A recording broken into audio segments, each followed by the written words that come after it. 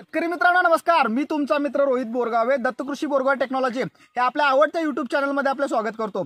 शेतकरी मित्रांनो, आजचा आपण विषय घेतलेला आहे की उन्हाळी सोयाबीनचं स्प्रे नियोजन कसं असावं जेणेकरून आपलं अधिकाधिक उत्पादन यावं। ह्यासाठी हा आपण व्हिडिओ करत आहे। व्हिडिओला सुरुवात करण्याआधी जे कोणी आपल्या चॅनलवर नवीन त्यांनी चॅनल सबस्क्राइब करा। महाराष्ट्रातलाच नाही तर संपूर्ण भारतातला सामान्य तरुण शेतकरी आपला कृषी उद्योजक झाला पाहिजे। तर शेतकरी मित्रांनो, व्हिडिओ तर मला स्प्रे नियोजनवर करायचे आहेत, पण स्प्रे नियोजनच्या आधी काही बेसिक गोष्टी तुम्हाला महत्त्वाच्या सांगायच्या। उन्हाळ्यामध्ये तुम्ही जे पाहत असाल की पानाचे साईज तुम्हाला खूप मोठे दिसतील। ह्याचं कारण काय आहे की ऊन जास्त असतं आणि ऊन आणि पान म्हणजे ह्यामध्ये जी फोटोसिंथेसिस क्रिया होत असते, तर फोटोसिंथेसिस क्रिया व्हायला उन्हाची गरज लागते। तर हे ऊन खूप मोठ्या प्रमाणामध्ये मिळत असल्यामुळे अन्न चांगलं होतं। पानाचं जे कव्हर इंडेक्स आहे म्हणजे पान खूप मोठे होतात, चांगल्या प्रकारे अन्न तयार होत असतं। पण ह्यामध्ये काही संजीवकाचा आपण चुकीचा वापर केला किंवा जास्त संजीवकाचा वापर केला तर पेऱ्यामध्ये अंतर वाढतं शेतकरी मित्रांनो। तर आता तुम्ही पाहतात की इथं हे पेऱ्यामध्ये कसं अंतर वाढलेलं आहे किंवा प्लॉट हाईटला घेतो। काही प्लॉट मी असे पाहिलेले आहेत की कमरे एवढं पूर्ण प्लॉट झालेलं आहेत, असंही होत असतं। तर हा एक गोष्ट समजून घ्यायचं की ह्याचं कशा पद्धतीने आपल्याला नियोजन करायचं आहे। दुसरं महत्त्वाचं काय आहे की तुम्हाला थ्रिप्स, पांढरी माशी, तुडतुडे, मावा ह्यासारखे प्रादुर्भाव जाणवू शकतात। त्याचबरोबर आता काही ठिकाणी बरेच ठिकाणी सोयाबीन हे ड्रीपवर केले जात आहेत आणि बरेच ठिकाणी अजून पारंपरिक पद्धतीने आपण पाटपाण्यावर केलं जातात। आता पाटपाण्यावर मध्ये सुद्धा सरीमध्ये 2 ओळ घेतली जाते। ही पद्धत सुद्धा म्हणजे मी नेहमी सांगतो की 3.5 फुटाची सरी सोडायची आणि 2 ओळ घ्यायची आपल्याला। तर ह्या पद्धतीने हे केलेलं आहे, तुम्ही पाहू शकता। तर हे करत असताना ज्या वेळेला असं पाणी देतो आपण उन्हाळ्यामध्ये पाट पाणी देतो तर ह्याची वाफ थोडीफार होत असते आणि भुरीचा जन्म होत असतो। तर ह्यासाठी कसं नियोजन करायचं ह्या बेसिक गोष्टी तुम्हाला सांगतो। त्यानंतर सर्वात महत्त्वाचं म्हणजे की बाबा ज्या वेळेला आपण स्प्रे घेणार आहे तर त्यामध्ये जमिनीमध्ये ओल असली पाहिजे आपल्या, किंवा नॉर्मल तर थोडं तर त्याला हे पाहिजेत, नाही तर स्प्रे घेतलोय आणि पाणी कायच नाही असं काय झालं, अशी सिच्युएशन होत असेल तर थोडं प्लॉट स्ट्रेसमध्ये जात असतात। तर ह्या सगळ्याची गोष्टीची काळजी घ्यायची आहे। त्याचबरोबर दुसरं महत्त्वाचं काय आहे की आजपर्वा शेतकरी मित्रांनो सर्वात महत्त्वाचं आहे की पूर्ण प्लॉट तुमचं डोळ्याखालनं जाणं महत्त्वाचं आहे। आपण बांधावरनं जातो आणि काही वेळेला प्लॉट खूप छान दिसतो आपल्याला, आता लांबून पाहिला तर अतिशय चांगला प्लॉट दिसतो आपल्याला। पण ज्या वेळेस आपण जवळून काही ऑब्झर्वेशन्स करतो, आता इथं पान खाऊन गेलेलं आहे आळी, तर हे काय होत असतं काही ठिकाणी तुम्हाला पानं गुंडाळलेली दिसतील। आता हे पानं गुंडाळलेले आहेत, ह्याच्या मागं आता आळीचे काही अंडी दिसत आहेत। तर अशा पद्धतीनं आपलं बारीक प्लॉटवर नजर असलं पाहिजे। त्याचबरोबर काही ठिकाणी तुम्हाला बुरशी दिसतील। हे सगळं तुमचं ऑब्झर्वेशन डोळ्याखालनं गेलं पाहिजेत। कारण काय आहे, कशा पद्धतीचं हे तुम्ही जाऊन ज्यावेळेला तुम्ही कृषी सेवामध्ये सांगशाल त्यावेळेला तुम्हाला त्या रिलेटेड त्याचं तुम्हाला चांगलं औषध मिळेल। आता सगळ्यात महत्त्वाचं काय आहे आपल्याकडं की 90 ते 100 दिवस आपल्याला मिळतात स्प्रेसाठी, 1 ते 100 दिवस। सगळ्या दिवसामध्ये जेवढं कमीत कमी आपल्याला स्प्रे करता येईल ह्याचा आपल्याला अभ्यास करायचा आहे। त्याचबरोबर ह्या स्प्रेचा खर्चही कमी असला पाहिजे, म्हणजे मिनिमम आपल्याला 4-5 स्प्रे करायचे, त्या स्प्रेचा खर्चही कमी असला पाहिजे जेणेकरून आपलं उत्पादन जास्त येईल आणि प्रॉफिट रेशो आपला वाढेल। जरी माल कमी निघाला तरी स्प्रेचा खर्च, औषधाचा खर्च आपला कमी झाला तर नक्कीच ते प्रॉफिट रेशोमध्ये जाऊ शकतं। तर ह्या सगळ्या गोष्टीबद्दल स्प्रे नियोजन कसं काय करता येतात आणि काय ऑप्शन असतात हे मी तुम्हाला डिटेल सगळं शेतकरी मित्रांनो, व्हिडिओला पुढे जाण्यासाठी तुम्हाला सगळ्यांना एक सांगायचं आहे की बरेच लोक मला खूप छान कमेंट टाकत असतात खाली आणि या कमेंटमुळे प्रेरणा मिळते की बाबा अजून चांगले व्हिडिओ करायचे, अजून चांगल्या शेतकऱ्यांना हे करायचे। तर तुमच्या कमेंटमुळे तुम्हाला तर माहितच आहे की आपल्याला सिल्वर प्ले बटन मिळालेलं आहे। तर जयसिंगपूरला माझं ऑफिस आहे 3ऱ्या गल्लीमध्ये। कोण जयसिंगपूरला आलं, कोल्हापूर जिल्ह्यात जयसिंगपूर आहे आमचं शहर। तर जयसिंगपूरला आला तर 3ऱ्या गल्लीमध्ये आपलं ऑफिस आहे। तुम्ही सिल्वर प्ले सोबत फोटो काढू शकता, कारण का तुमचंच आहे हे माझं नाही आहे, तुमचं सगळ्यांच्या प्रेमामुळे हे आपल्याला मिळालेलं आहे। त्याचबरोबर जे काही लोक आपल्याला चांगले कमेंट करतात तर नक्कीच तुमच्यापर्यंत आम्ही चांगलं पोहोचू, कारण का तुमच्या ह्याच्यामुळे प्रेरणेमुळे आपण सगळे पुढे जात आहे। तर नक्कीच आपण एक वेगवेगळ्या ऍक्टिव्हिटी करू किंवा चांगले कमेंट्स किंवा हे त्याला आम्ही आमच्याकडे नक्कीच तुम्हाला काय तर गिफ्ट द्यायचाही प्रयत्न करू आपण। तर मित्रांनो, जसं की मी तुम्हाला पहिल्यांदाही सांगितलं होतं की बाबा उन्हाळी सोयाबीन करत असताना आपल्याला कमी खर्चात करायचं आहे। तर कमी खर्चात आपले 4 स्प्रे होणार आहेत। टोटल हा 90 दिवसाचा पिरियड असणार आहे आपला। तर 90 दिवसाच्या कालावधीत आपल्याला एक 4 स्प्रे केले तरी सफिशियंट होतात। बरीच लोक 10 स्प्रे करतात, काही लोक 1-2च करतात। तर 4 हा खूप चांगलं होऊ शकतं। तर ह्यामध्ये आपण कसं करू शकतो की पहिला 15 ते 20 दिवसाच्या दरम्यान एक पहिला स्प्रे केला, अतिशय चांगलं। त्यानंतर तुमचं 40 ते 45 दिवस किंवा 45 ते 50 दिवसा दरम्यान केला तर दुसरा स्प्रे अतिशय चांगला। 65 ते 70 दिवसा दरम्यान एक स्प्रे केला तर अतिशय चांगलं। आणि त्यानंतर बरेच सोयाबीन 90 ते 120 दिवसा दरम्यान असतात आपल्याला। तर त्या दरम्यान एखादा लागत असला, आळीचा अटॅक खूप असला तर केलेला कधीही चांगला.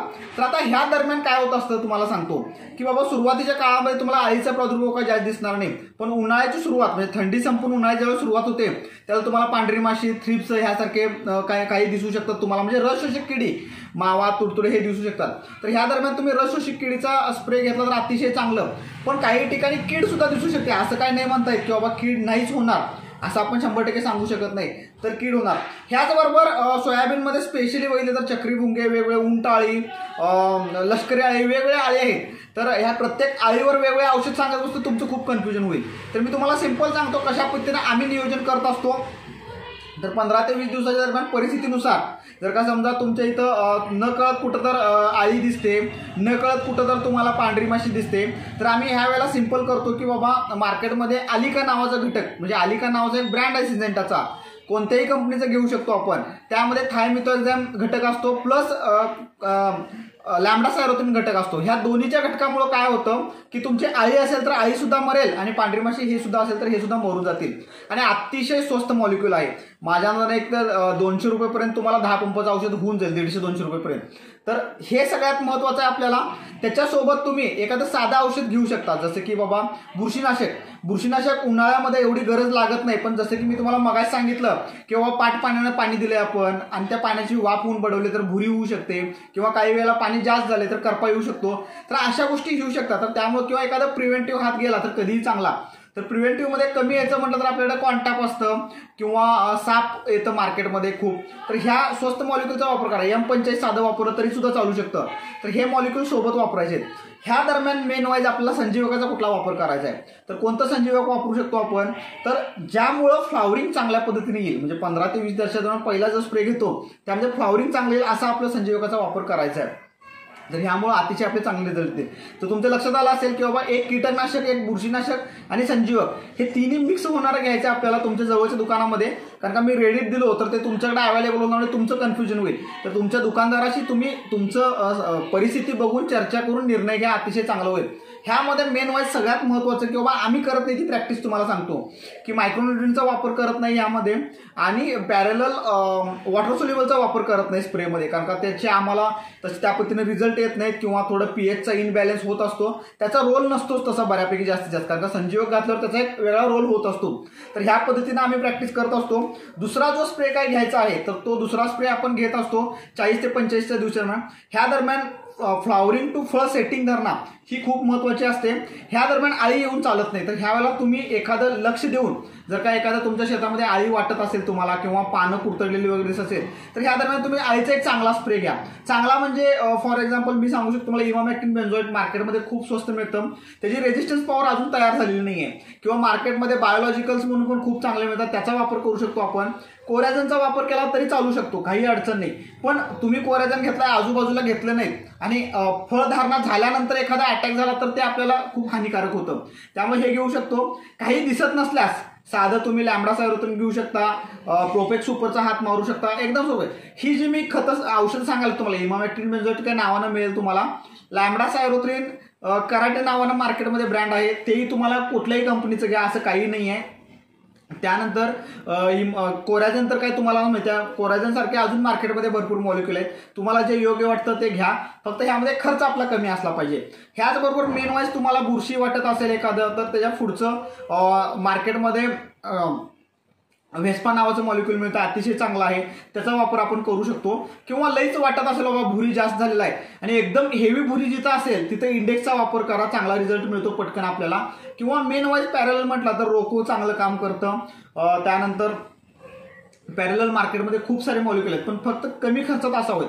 कारण का पावसाळ्यात इतका भुरी किंवा करपा उन्हाळ्यामध्ये येत नाही. उन्हाळ्यामध्ये जास्तीत जास्त आपल्याला आबाळ होत आलं तर आळी दमवणार आहे, तर आळीवरच फोकस करायचं आहे आपल्याला सगळ्यात महत्त्वाचं. जास्तीत आणि पांढरी माशी, तुडतुडे. ह्याचबरोबर जर का तुम्हाला ह्या मेन वाईज ह्या पिरियडमध्ये जर का पांढरी माशी, थ्रिप्स, तुडतुडे तुम्हाला जास्त दिसतात, काही ठिकाणी झाडं बोकडल्यागत वाटतील किंवा काही ठिकाणी फ्लॉवर हे होतील, तर त्यावेळेला तुम्ही काय करा की ॲक्ट्राचा वापर करू शकता, पेगॅसिसचा वापर करू शकता. त्याचबरोबर मार्केटमध्ये बायो 303 मिळतं, त्याचा वापर करू शकता. एक्झाडोसचा वापर करू शकता. एक्झॅक्ट नावाचं मिळतं, त्याचा वापर करू शकता तुम्ही. त्याचबरोबर पॅरलल तुम्हाला सांगतो रिजेंट नावाचा मॉलिक्यूल मिळतो, इमिडा नावाचा मॉलिक्यूल मिळतो, ह्याचा वापर करा. इमिडा, रिजेंट, पेगॅसिस, ॲक्ट्रा हे स्वस्त मॉलिक्यूल आहेत, रिझल्टही खूप छान देतात. तुम्ही ह्याचा वापर जरी केला तर तुम्हाला चांगल्या पद्धतीने कंट्रोल अतिशय छान मिळू शकतो. तर ह्याचा वापर करायचा आहे. ह्यामध्ये संजीवकाचा कोणता वापर करू शकतो आपण, तर ह्यामध्ये तुम्ही फ्लॉवर सेटिंग ते फळधारणा ह्यासाठी जे संजीवक चांगला आहे तर ह्याचा वापर करा, अतिशय तुम्हाला चांगले रिझल्ट येतील. ह्यानंतर सगळ्यात महत्त्वाचा टप्पा येतो की 55 ते 60 दिवसाच्या दरम्यान. तर मेन वाईज हा महत्त्वाचा टप्पा असतो. फळं आपली शेंगा लागत असतात आणि शेंगा भरायच्या अवस्थेत असतात आपल्याला. आणि ह्या वेळेला जर का समजा एखादी अळीने अटॅक केला, त्या लष्करी अळी असू दे, उंट अळी असू दे, तर खूप प्रचंड प्रमाणात आपल्या सोयाबीनचं नुकसान करत असतात. तर ह्या सिच्युएशनला आपल्याला चांगल्या अळीचा हात घ्यायचा आहे. तर समजा तुमचा आधीचा कोरायझनचा हात झाला असेल तर पुढे तुम्हाला डेलिगेट आणि बॅराझाईडचा ऑप्शन राहतो. पण ह्या सगळ्या हेवी मॉलिक्युलचा जर का आपण विचार केला तर हे 10,000 पण कॉस्टिंग जातं. माझ्या मते सोयाबीनचं कॉस्टिंग 6 ते 8,000 रुपये प्रति एकर असलं पाहिजे, हे सफिशियंट आहे. कारण का आज तुम्हाला मार्केटमध्ये दर मिळतो, पण बाकी इतर आपण खर्चाचं कॉस्टिंग काढलं आपण की समजा बिया लावणी असू दे, पेरणी असू दे, नांगरणी असू दे, मळणी असू दे, काढणी असू दे, ते मार्केटपर्यंत पोहोचवणं हा खर्च जास्त आहे. त्यामुळे 8,000 पर्यंत आपले सोयाबीनचे सगळे स्प्रे बसले पाहिजेत. तर पॅरलल तुमचं ऑब्झर्वेशन आणि तुमच्या जवळच्या दुकानदारांच्या दादांच्या बरोबर चर्चा करून तुम्ही हा निर्णय घ्या की कोणता स्प्रे टाकायचा आहे. ह्यामध्ये बुरशीची गरज असेल शेंगा भरल्यानंतर तर लागत असेल तर घ्या, नसेल तर काही गरज नाही आहे. संजीवकाची गरज ह्या स्टेजला खूप चांगली आहे. असं संजीवक वापरायचं आहे की आपल्या आतमध्ये जे दाणे भरलेले आहेत ते दाणे घट्ट बनले पाहिजेत, मजबूत बनले पाहिजेत आणि दाण्यांची वाढ आकार साईज चांगली झाली पाहिजे. तर ह्या स्टेजला तुम्ही चांगलं संजीवक वापरा, जेणेकरून साईज चांगली होईल आपल्या सोयाबीनच्या आणि हे होईल. ह्याच्या पुढचा स्प्रे कदाचित होतो, काही वेळेला नाही होत, कारण का सोयाबीन गच्च भरलेलं असतं आणि आतमध्ये जाता सुद्धा येत नाही. तर त्यानंतर एखाद्या आळीचं लागत असेल तर आळीचं घ्यावं लागतो आपल्याला, नाहीतर मग काही गरज नाही तुमचं नंतरचा स्प्रे घ्यायचा. पण 4 स्प्रे सफिशियंट आहेत तुम्हाला. मीन वाईज ह्या दरम्यान आम्ही अनेक नवीन प्रयोग केलेला आहे की बाबा उंची थांबवण्यासाठी पण आम्ही काही औषधं घेतो. तर मार्केटमध्ये रिटार्ड आहे, लिओसिन नावाचं औषध आहे. तर मी तुम्हाला पहिल्यांदाच सांगितलं की जसं की उन्हाळ्यामध्ये फोटोसिंथेसिस क्रियाची चांगली प्रक्रिया होत असतं आणि पानं खूप लांब छान मोठे होतात उन्हाळ्यामध्ये. आणि जे संजीवकाचा वापर करतो आपण त्याचा रिझल्ट खूप चांगला येत असतात. तर ह्यामुळे काही वेळेला हाईट वाढतात. हाईट वाढल्यामुळे पेऱ्यात जसे म्हणावे असे जेवढे शेंगा पाहिजे तेवढे शेंगा मिळत नाहीत आणि पानातील अन्न खाली ढकलण्यासाठी मार्केटमध्ये लिओसिन आणि तुम्ही ह्याचा वापर करू शकतो. पण हे सगळं करू शकतो आपण. मी तुम्हाला जसं की म्हटलं की अळीसाठी बाबा आपण डेलिगेट सुद्धा वापरू शकतो, कोरायझन सुद्धा वापरू शकतो, काय सगळे औषध सुद्धा मारू शकतो हेवी आपण. पण तुम्ही मारलाय तर शेजारच्या माणसानेही त्या पद्धतीने तुमची औषध प्रक्रिया केलं पाहिजे, नाहीतर त्याच्यातील अळी तुमच्या इकडे इफेक्ट करणार. कोणतंही औषध खूप दिवस त्या झाडामध्ये रेजिस्टन्स राहू शकत नाही, तर हा प्रॉब्लेम होतो. त्यामुळे खर्चाचं नियंत्रण असू दे, म्हणजे मी मारलो ईर्षेवर किंवा हे केलं तर अशा गोष्टी टाळा. दुसरं महत्त्वाचं भुरीवर लक्ष द्या. म्हणजे उन्हाळ्यामध्ये ही एक चांगली गोष्ट आहे. म्हणजे हाच खर्च पावसाळ्यात म्हटलं तर 12-15 हजार रुपयांपर्यंत जाऊ शकतो आपला, कारण का पावसाळ्यामध्ये सतत अळीचा प्रादुर्भाव हेवी येतो. त्याचबरोबर करपा पण जोरात येत असतो आपल्याला, तांबेरा जोरात येतो, भुरी जोरात येतो. तसं तुम्हाला उन्हाळ्यामध्ये तेवढं काही जाणवणार नाही, त्यामुळे तो खर्च तुमचा ऑटोमॅटिक कमी येईल. संजीवकाचा खर्च थोडाफार येईल. मायक्रोन्युट्रिएंटची काही गरज नसते एवढे शेतकरी मित्रांनो, खालून होत असतं, कुठं तर एखादी डिफिशियन्सी जाणवू शकते. जाणवल्यास मायक्रोन्युट्रिएंट घ्या तुम्ही, मी त्याचा काही विरोध करत नाही, पण मेन वाईज त्याची एवढी गरज नाही आहे. दुसरं पॅरलल तुम्हाला सांगतो मी की त्याचबरोबर वॉटर सोल्युबलची ही काही गरज नाही असं मला वाटतं. कारण का मी बऱ्याच वेळा तुम्ही पहिला 19-19 घातले जातात, नंतर 12-61 घातले जातात, नंतर काही ठिकाणी 13-0-25 कॅल्शियम हायड्रेट घातले जातात, 52-34 घातले जातात. काही गरज नाही. मेन वाईज ह्या दरम्यान आपल्याला ट्रॅप सुद्धा मिळतात की जे वेगवेगळ्या प्रकारचे आपल्याला कृषी विभागाकडनं मिळतात. बेसिकली खूप स्वस्त मिळतात. तुमच्या तालुका कृषी अधिकाऱ्याच्या कार्यालयात गेला तर सोयाबीनमधले अळीचे तुम्हाला ट्रॅप मागितला तर तुम्हाला ट्रॅपही खूप चांगल्या पद्धतीने मिळू शकतात. तर त्याचेही रिझल्ट खूप चांगले आलेले आहेत. जर का तुमच्या इथं 20-25 एकरचं क्षेत्र आहे, सगळ्या ठिकाणी ट्रॅप लावलं असलं तर तुम्हाला ही काही औषधं मारायची पण काही गरज लागणार नाही. त्याचबरोबर पॅरलल कृषी विभागाकडनं पण तुम्हाला इमामॅक्टिन बेंझोएट असू देत, रोगर असू दे, क्वांटाप असू दे, हे सगळी औषधं तुम्हाला मिळतात. त्यांचे तर रेट पण खूप स्वस्त आहेत, कारण का विभागाकडनं बल्कमध्ये परचेस केलं जातात आणि शेतकऱ्यांसाठी सबसिडी ऍड करून तुम्हाला दिलं जातात. तर तुम्ही विभागामध्ये चौकशी केला तर ह्यामध्ये सुद्धा तुमचा अतिशय चांगला फायदा होऊ शकतो. पण फक्त एक काम करा की विभागाकडनं जे औषधं मिळतात ते औषधं घ्या, प्लस दुकानामधनं जे तुम्हाला पॅरलल ह्याच्याबरोबर लागणार ते घाला. कारण का मेन वाईज ह्याचा एक आपण अभ्यास केला की बाबा आज मी समजा गडी लावून काम करत असलो, शेती करत असलो, तर येणारा खर्च म्हणजे मला आज औषध मारा म्हणजे 400 रुपयाला गडी लागतो मला एक औषध मारायला. तर मी आज एक मारायचं औषध आणि उद्या एक वेगवेगळं मारायचं, तर हे अवघड होतं. त्यापेक्षा 2 औषधं स्प्रे करण्यापेक्षा ते दोन्हीचे स्प्रे एकाच कॉम्बिनेशन होऊन दोन्ही काम होण्यासारखे औषधं एकाच वेळेला मारलं तर अतिशय चांगलं होऊ शकतं. तर ह्या पद्धतीने आपण नियोजन करूया सोयाबीनचं.